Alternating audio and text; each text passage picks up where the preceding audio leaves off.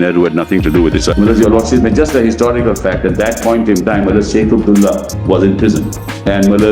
And he had been always against the ruler because he wanted the will of the people of Jammu and Kashmir and not a despotic ruler. So he was against the Sadr-e Riyasat, so to say. But when he realized that, look, unless I get him on my side, I'm not going to be able to defend. So he released him and said, you form the intelligence. Just a historical fact. That's how it happened. But no parliament can convert itself into a constituent assembly. And if you accept that proposition of law, it has enormous consequences for the future of my country. And that is one of the most salient and, according to me, the core issues to be decided in this case. Because Parliament said that we declare the legislature of the state of Jammu and Kashmir as the Constituent Assembly. Where does Parliament get that power? How does Parliament get that power? Under which provision of law? Not under 356. So that's, according to me, the core of the issue that your Lordships will have to decide. May I now, with your Lordships' permission, read the instrument of accession? Because what happened on the 26th of October, actually, the invasion, so to say, was started on the 20th of October. And within 6 days, these decisions were taken. Because the invaders came, they were armed, they had guns, they would have run over the state. The ruler realized that he cannot secure the security of his own people. He had entered into a standstill agreement with Pakistan. India refused to enter into a standstill agreement with him. And then, thereafter what happened? One second. Thereafter what happened was that he said, look, I need help, and he told Mountbatten, I cannot possibly secure my people. So thereafter, the proceedings started. He sought, and he said, look, if you help me, I will unconditionally access to India subject to my own conditions, which is separate from the instruments of accession of the other states.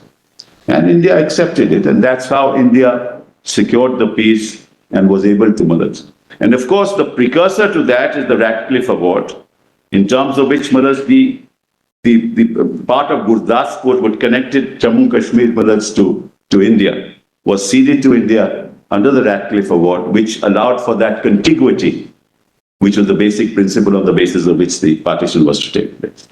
So that's how all this happened. Now let me read to your Lordships the instrument of accession.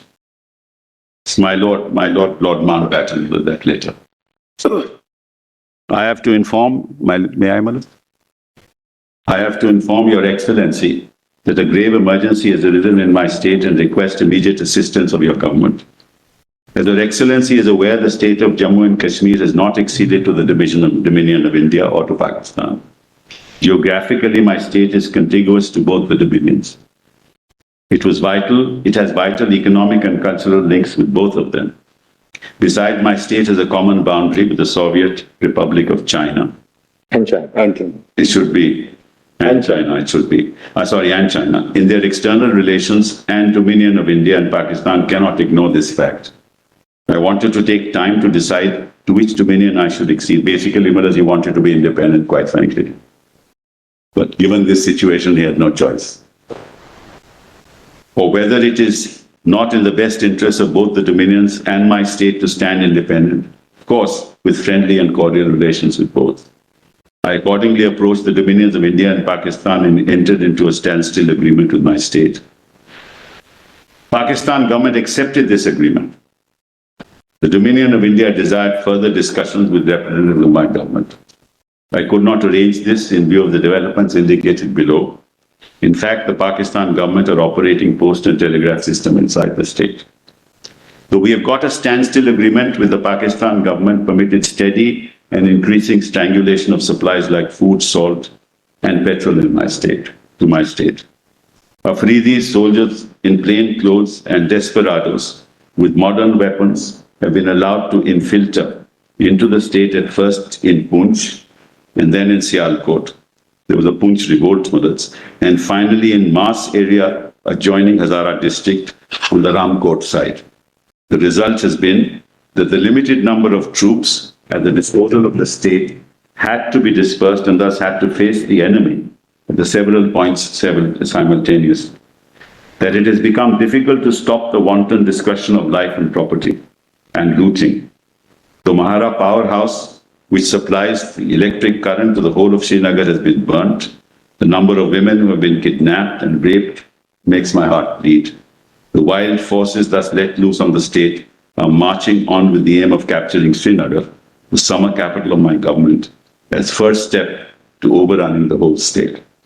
The mass infiltration tribesmen drawn from the distant areas of northwest frontier, coming regularly in motor trucks using Manshera-Muzaffarabad road and fully armed with up-to-date weapons cannot possibly be done without the knowing of the provincial government of the NWFP and the government of Pakistan. In spite of repeated requests made by my government, no attempt has been made to check these raiders or stop them from coming to my state. The Pakistan radio even put out a story that a provincial government has been set up in Kashmir. The people of my state, both the Muslims generally, have taken no part at all. With the conditions obtaining at present in my state and to the great emergency of the situation as it exists, I have no option but to ask for help from the Indian Dominion. Naturally, they cannot send the help asked for by me without my state acceding to the Dominion of India. I have accordingly decided to do so, and I attach the instrument of accession for acceptance by your government. The other alternative is to leave my state and my people as to freebooters. On this basis, no civilized government can exist or be maintained. The alternative I will never allow to happen as long as I am ruler of the state and I have life to defend my country. I may also inform Your Excellency's government that it is my intention to set up an interim government and ask Sheikh Abdullah to carry the responsibilities in this emergency with my Prime Minister. If my state has to be saved, immediate assistance must be available at Srinagar. Mr. Menon is fully aware of the situation and he will explain to you if further explanation is needed in haste and with kindest regards. Your Lordship, just a historical fact, at that point in time, Sheikh Abdullah was in prison. And he had been always against the ruler because he wanted the will of the people of Jammu and Kashmir and not a despotic ruler.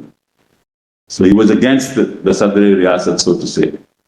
But when he realized that, look, unless I get him on my side, I'm not going to be able to defend.